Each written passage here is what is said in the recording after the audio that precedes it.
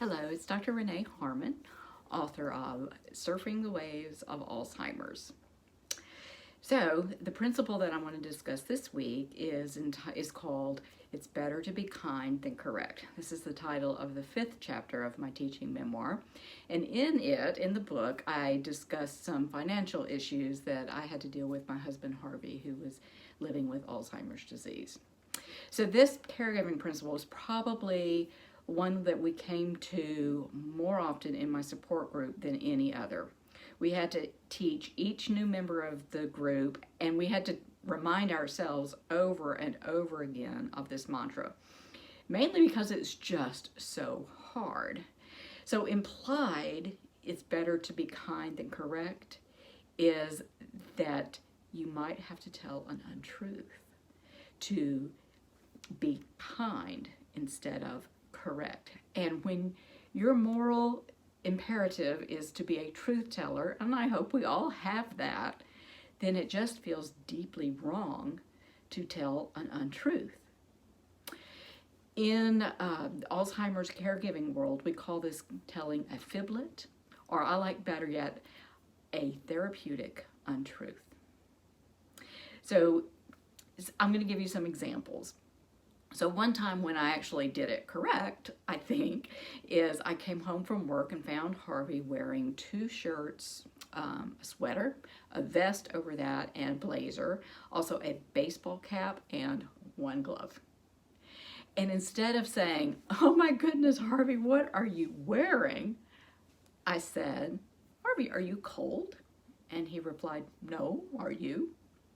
So some things, it's just not worth being correct or saying the correct yet unkind thing. Clothing choice being one of them.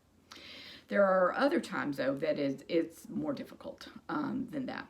So one group of actions might be when your loved one doesn't remember doing something that you know they did or saw them do. So I'm going to make up an example where you saw your mother eat the entire box of Girl Scout Thin Mints. An hour later, she asks for a cookie. So instead of saying, "But Mom, I saw you eat the entire sleeve of Thin Mints," you could say, "I'm sorry, Mom, there aren't any more cookies. Would you like an orange?" Another group of situations might be where your loved one says something that's just not right, or maybe even accuses you. So let's say your spouse accuses you of taking their glasses. "I can't find my glasses. Where did you put them? What did you do with my glasses?" And the correct response would be, "Why would I take your glasses? It's not even the same prescription. I didn't take your glasses." Instead, wouldn't it be better to say, "I'm so sorry, I must have borrowed your glasses. Let me go find them." And just take the hit, take the blame. It doesn't hurt anything. The classic example is where your loved one who lives with dementia is asking after one of their loved ones who has passed away. So in my example, I'm going to say it's your father who is asking after his mother, maybe even asking when his mother is going to come pick him up. So instead of saying, "But Dad, your mom died 20 years ago," what would that do actually if you said that? It would be as if he were hearing that for the first time. He would be confused. He would be very sad and grieving for the very first time, because it's as if he's heard it for the first time.